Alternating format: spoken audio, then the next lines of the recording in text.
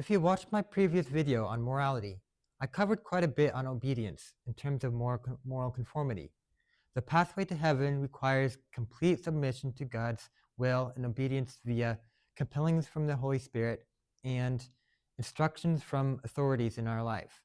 Submission to authority. Doing what you're told under all circumstances except sin in violation of conscience. As a child, obedience to parents. If obedience to authority leads to your psychological demise or your physical suffering, you're still obligated to conform. However, when you become of age, you have every right to flee if it's for your spiritual or temporal well-being. As an adult, you are obligated to obey authority within your jurisdiction, federal, state, household, business rules, because there are reasons behind the rules that protect general well-being of everyone. Now let's talk about the authority role. The fundamentals of your role is to be based on love and guidance. Discipline is necessary for correcting misbehavior. Connection and understanding are also necessary for leading the heart. One without the other has negative impact on your subordinates. If ordained spiritual authority instructs you, it is your responsibility to obey. Called to submit authority up until the point that leads to sin. Sin meaning commands against your conscience, your beliefs, or the wellness of you and those involved. It is a deliberate rebellion of truth or righteous instructions that lead to hell. Impact. To those in authority who abuse their role, violating your position is grave matter. When ego consumes you to the point of self-righteousness, where control is your gameplay, you begin to stray from your spiritual calling. Remember your role.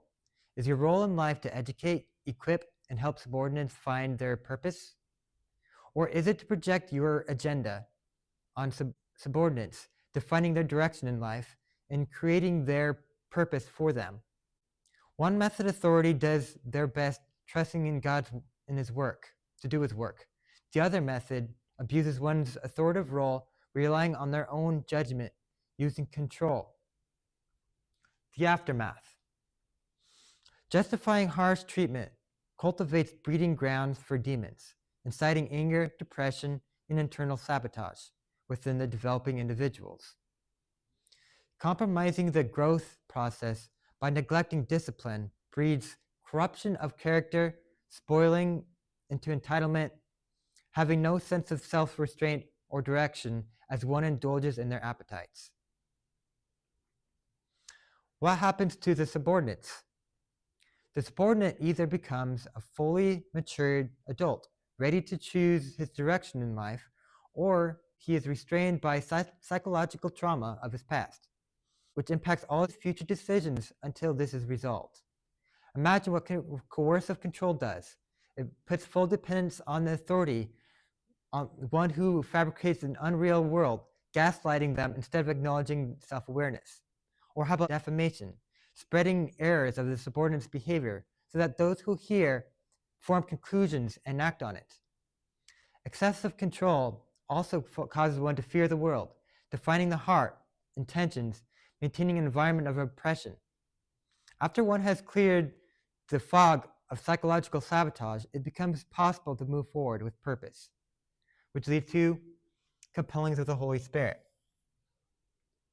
If you live by the flesh, it's not going to cross your mind to give generously until it hurts, to give neighbor the benefit of the doubt, to give grace, or to use your free time in helping community.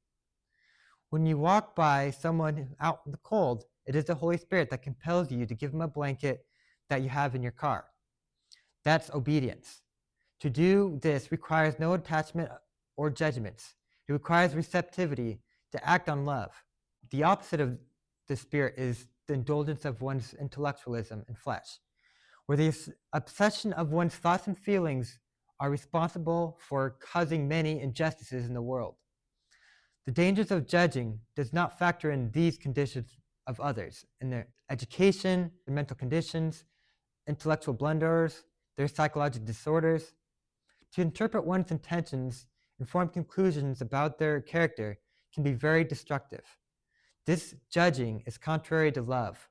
Connect before forming conclusions. Don't defame others to arouse behaviors against love. Evangelize. Separate the distinction between a man of God and a man of darkness. One is intentional in the direction, with spiritual obedience and growth. The other is intentional in doing what they please and disregarding God's laws. It's about self-indulgence. Obedience of the Spirit requires God's people to love and invite those who are lost. When they close their mind, educate them on cause and effect. If they still reject invitation, adapt your actions accordingly to protect the innocence of your subordinates, so that there is no avenue for scandal.